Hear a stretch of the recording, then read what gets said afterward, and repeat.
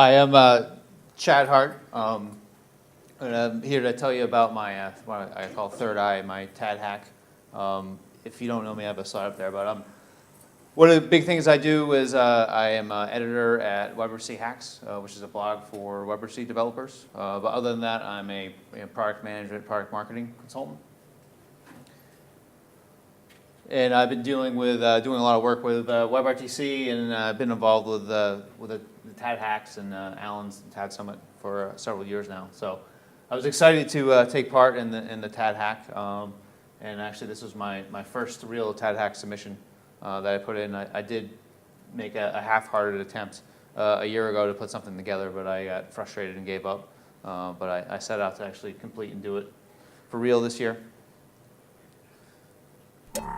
And while we're waiting.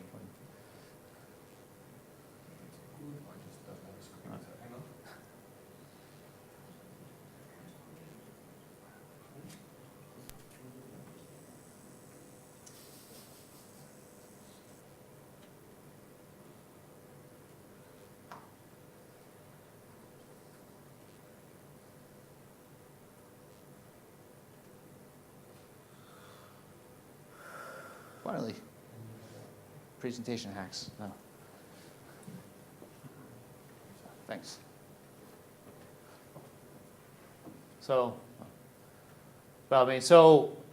a couple of things I wanted to explore since I'm a WebRTC guy. I kind of had to do something in WebRTC, so that was definitely a starting requirement. I've been very interested in computer vision too. So Ben talked about contextual information, and there's so much information you can grab around a communication that's actually part of it. But I'm also very intrigued by what kind of information can you get actually out of the information, the communication stream itself, right? And computer vision algorithms and tools out there really progressed or are progressing pretty rapidly, and I really wanted to experiment and see if I could do something with computer vision. And the third area that I really wanted to explore, look into as part of the hack, and I do a lot of these hacks really just to help explore and understand different areas and try to understand the possibilities and what could be built. But the third area is really industrial applications. I mean, there's a lot of just talking head apps out there, a lot of communications, and especially for many of us that are already in the telecom communications domain. We're used to just the usual person-to-person type communications and enterprise unified communications and things. But there's just so many potential opportunities to put real-time communications inside other industries and other verticals, like manufacturing, for example, or agriculture. So I really wanted to explore some of the ideas and possibilities for blending WebRTC and telecom apps in a non-traditional communications domain.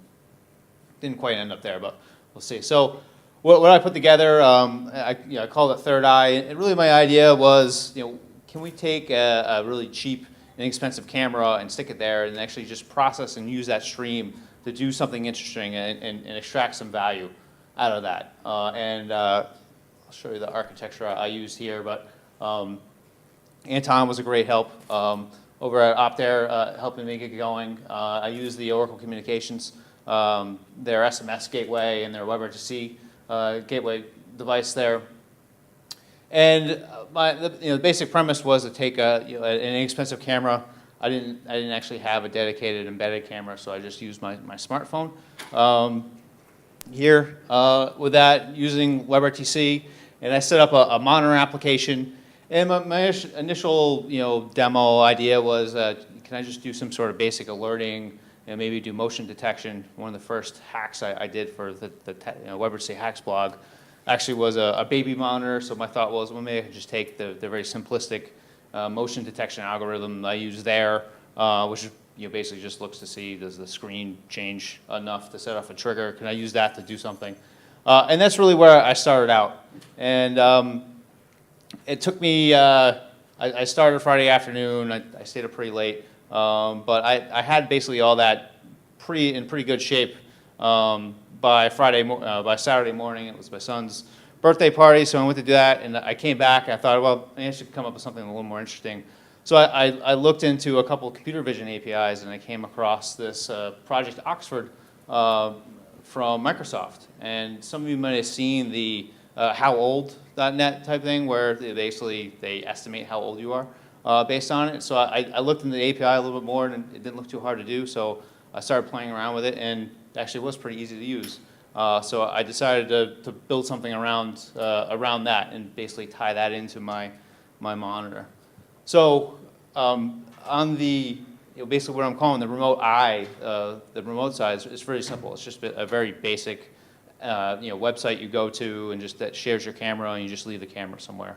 And again, my thought was one day we'll have very inexpensive WebRTC cameras. You can just buy a bunch of them and just leave them in different places and connect back to your service. So I was trying to simulate that.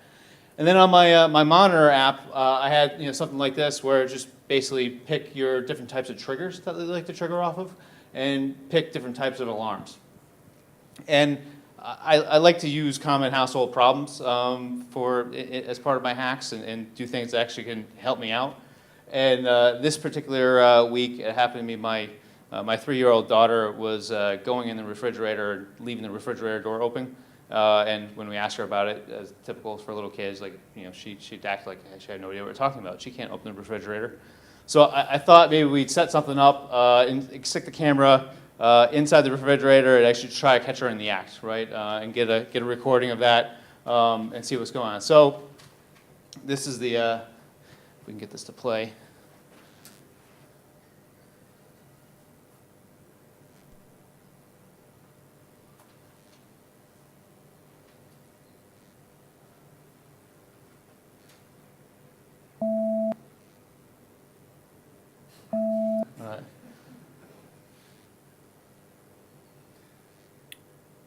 So it's pretty simple, but what you can't see in here and what's going on behind the scenes is it's the Project Oxford computer vision APIs are actually, we're sending this WebRTC stream back to this monitor, which is my laptop, right? And we're doing real-time analysis and processing of the stream.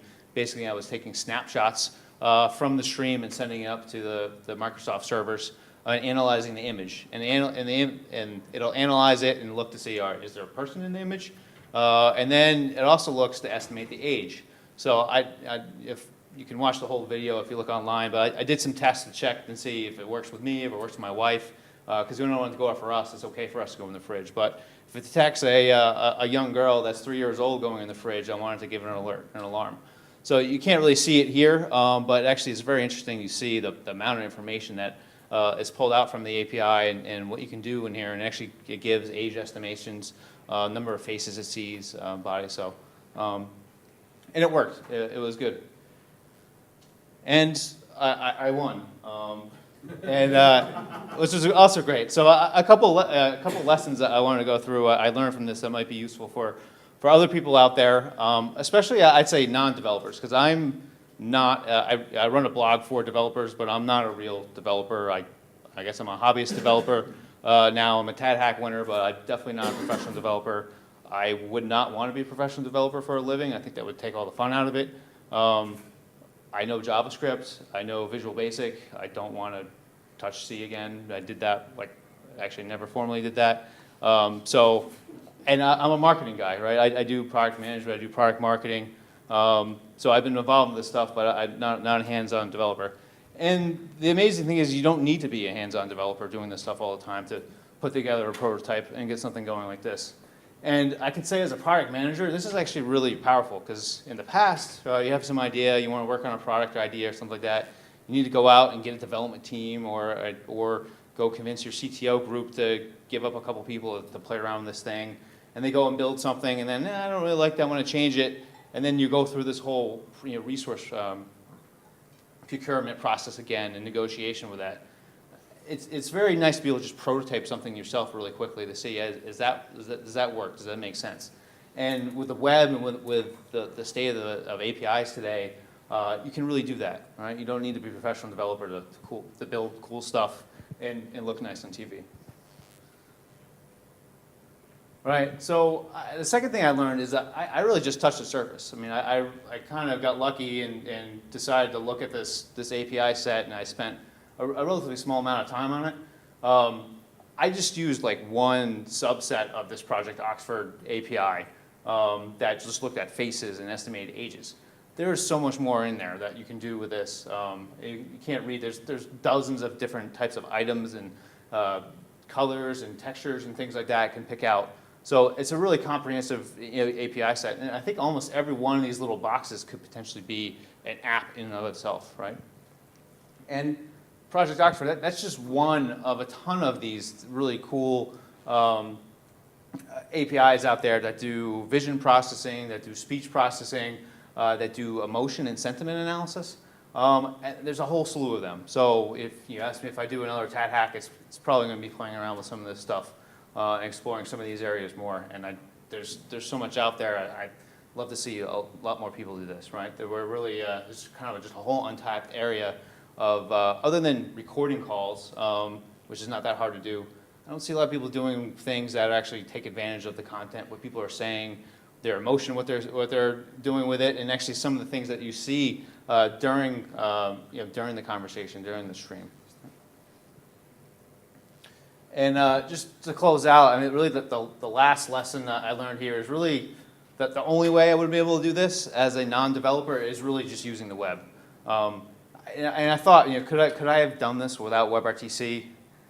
And I'm not so sure I could have, right? Just the fact that I could develop all this and just do it in a browser, and then I use a browser all the time, so that's a comfortable environment for me. I don't need to go download some low-level media stack and try to figure out how to integrate that, or integrate some other proprietary third-party media API or something like that, right? This is all very simple. And the ability to mash up different APIs from different sources, like Project Oxford in this case, and like the SMS APIs and the WebRTC signaling APIs, you wouldn't be able to do that if it weren't for this web-oriented mashup type system that's available today. And I think we're really just scratching the surface in all this. So that was my hack. I should say, yeah, I did write a blog up about my experience and commented on a lot of this. So if you search for Third Eye TADHack, that'll come up. It's on the TADHack blog. So. Fantastic. Any questions for Chad?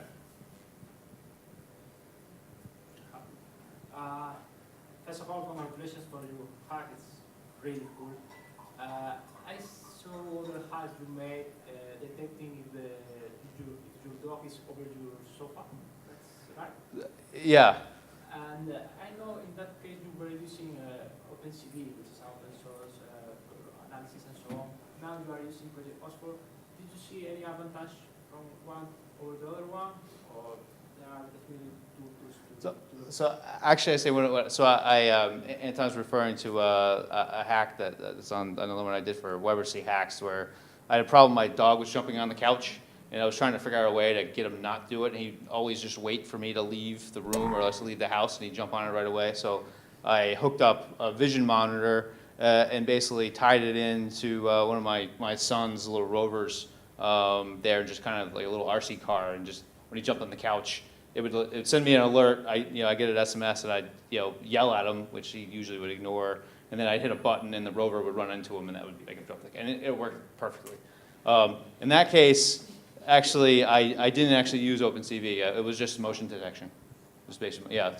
With this stuff, you can detect a dog. So I could have actually not only see is there motion, but is the motion because of a dog? That would have been great, because then I could actually leave it on, and if like my kids are home or someone walks by and not go off, just go off if the dog goes by. Ben. What age and how reliably did it detect your daughter? So so she was 3. You can go back and look at the logs, but it was actually pretty dead accurate. I think I set it to go look under age like 7, something like that, but it consistently came up between 2 and 4. Wow. I was like really surprised how accurate it was. I'm still a little bit bad, and for me, it usually shows me as older than I am, which I don't like. Other people don't, but I was really surprised. I thought it'd be less accurate for a small kid. It actually was more accurate in my experience, at least with her. Thanks again, Chad.